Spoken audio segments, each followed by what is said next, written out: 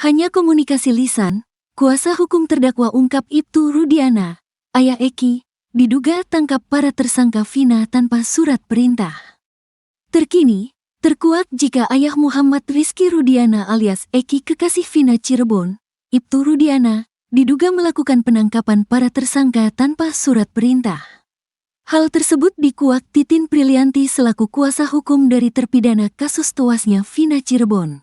Diterangnya Titin Prilianti, kala itu kecelakaan yang terjadi pada tanggal 27 Agustus tahun 2016, tanggal 29 Agustus tahun 2016 orang tua korban mendatangi Polsek Talun.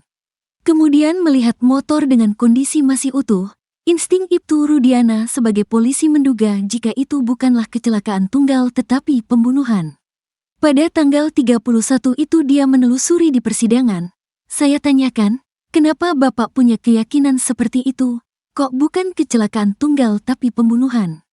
Karena 1 bulan sebelumnya anak saya pernah berkonflik dengan temannya. Bahasanya begitu, itu bahasa yang dikeluarkan dalam persidangan. Ujarnya di acara Sapa Indonesia Pagi Kompas TV, Senin, tanggal 20 Mei tahun 2024. Kemudian, kata Titin, ayah Eki pada tanggal 31 sekitar pukul 14 waktu Indonesia Barat mencari tahu ke dekat SMP 11 dan bertemu dengan Dede dan Aep yang bukan warga sekitar. Kepada 2 orang tersebut, ayah Eki memperlihatkan foto dan bertanya apakah mengetahui pihak-pihak yang melakukan pengejaran terhadap Vina dan Eki. Sesuai fakta sidang, sambung Titin, ayah Eki meminta Dede dan Aep menghubunginya jika melihat pelaku pengejaran anaknya dan Vina. Itu yang terungkap di persidangan. Kemudian 3 jam setelahnya pada pukul 17 waktu Indonesia Barat tanggal 31 itu, orang-orang yang ngejar motor anak bapak sekarang sedang menunggu di depan SMP 11. Saya bersama anggota saya mendatangi tempat tersebut kemudian melakukan penangkapan. Itu yang terungkap di persidangan. Saat itu hakim bertanya, apakah dilengkapi dengan surat penangkapan? Tidak, hanya komunikasi lisan. Ungkap Titin menirukan informasi dari kedua orang informan pada ayah Eki.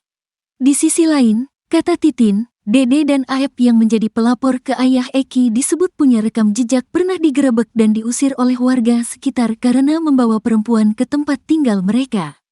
Tapi Dede dan Aep sampai putusan tidak pernah bisa dihadirkan. Saya sudah memohonkan, sulit dicari, kata Titin. Dalam keterangannya, Titin menambahkan, persidangan kasus Vina dan Eki tidak pernah dilakukan secara terbuka.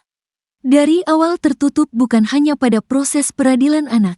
Dari awal persidangan itu tertutup kecuali pada pembacaan dakwaan. Tuntutan-tuntutan seluruhnya tertutup, ungkap Titin.